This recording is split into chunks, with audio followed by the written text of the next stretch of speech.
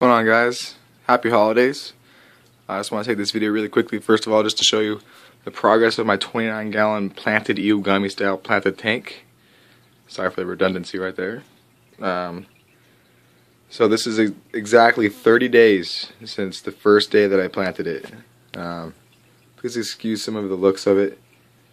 Like, for example, on that side wall, I need to wipe that down. I am a little sick right now, so please excuse my voice. That's part of the reason why I haven't really taking the time to really give this tank a good scrub. I gotta clean all the glass.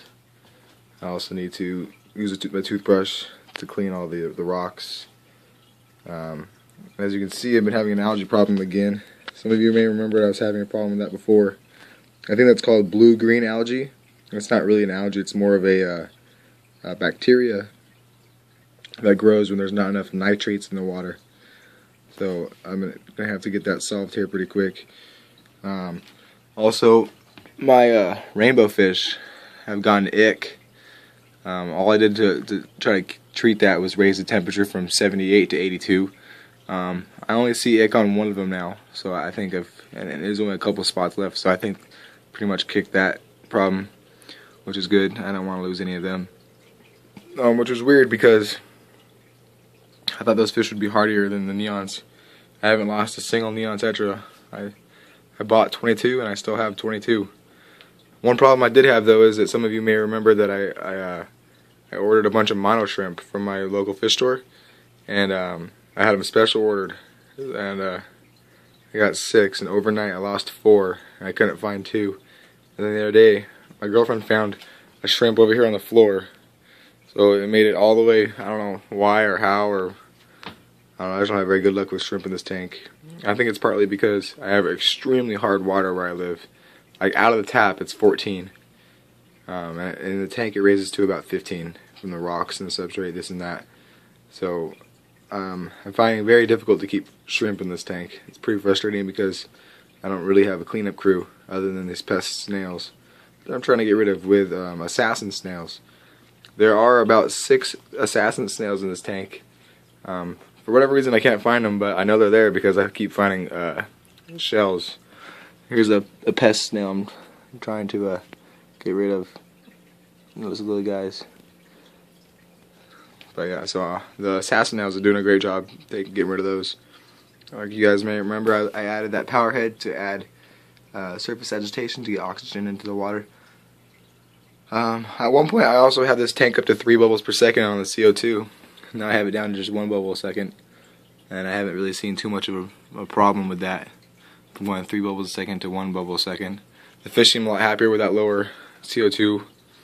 When I had the CO2 really high, all the neon tetras stayed really low to the substrate. And also I noticed that the gourami would hide in the baby tears, and also the rainbows would school behind the filter and just kind of stick back there. So now I love the CO2. I noticed everything doing a lot better. Also the Cory cats, I'm sorry, the Odo cats, excuse me, I'm sorry. The Odo cats would just stay right here always. So now that I lowered the CO2, I see them swimming around more often and doing their job. So here's the baby tears. Some of you remember that day 1 planting this tank I had a bunch of foxtails back there. And it looked great, I really liked it. But they grew so fast, almost an inch a day. So they started to come up and come towards, like forward, and shadow the baby tears. And so some of them were starting to melt. So I went to my fish store, CK Fish World in Azusa, California. I went to him and he had this huge pot of baby tears. That's 1 pot right there from him. And it was just a massive pot. So I got that from him. I got it for I think $4. And you can see that filled it up really nice. When I got them, then not one went above this rock. So everything above this rock is new growth in about 2 weeks.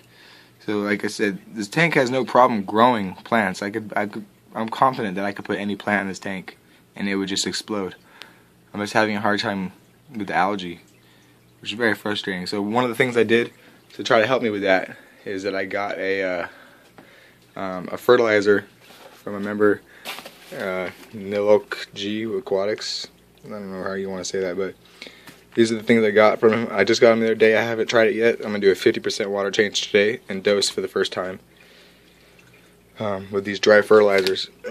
So I got potassium sulfate, potassium phosphate, potassium nitrate. I'm hoping this nitrate is going to help with the very low nitrate levels I have in my tank to help get rid of that blue-green algae. Another bag of potassium nitrate, and this Plantex CSM plus B. So I'm hoping this dry fert regimen is going to help get this tank back in order. For those of you interested, there's the 10-gallon when it's extremely grown in. I need to trim it back badly. But so I'm trying to think if there's anything else I need to cover. The way I'm going to dose these is I got this pill, this weekly pill counter or thing. I'm just going to put each daily dosage in this. Because you only put like a 1/16 of a teaspoon in each fertilizer. So I'm just going to put them in this, dump it into the cup, swish it around, and put it in the tank. Let's see how that works out. That's the way I'm planning on dosing. I haven't seen anyone really mention about those daily pill planners, so I'm hoping that's going to work out pretty well. So yeah, let me just turn the lights down and give you some shots of the tank, and that'll be the end of this video. Sorry I turned it into so long.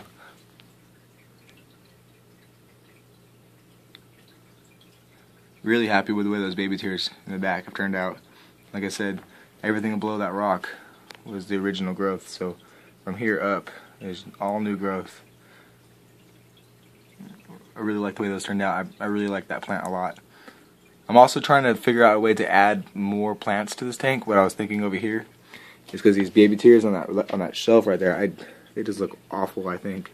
So what I was thinking about doing was taking those baby tears off, just throwing them away, and take this S. repens from around that rock and putting them on the shelf, and then get a taller stem plant all around that rock and have it grow up and up.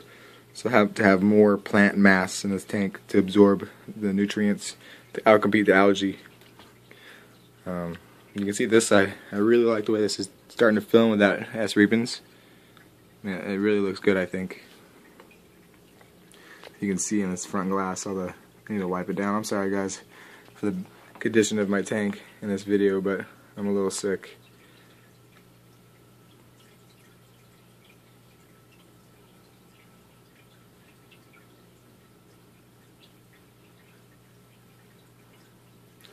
Alright guys, happy holidays. Hope you have a good one. Thanks so much for watching.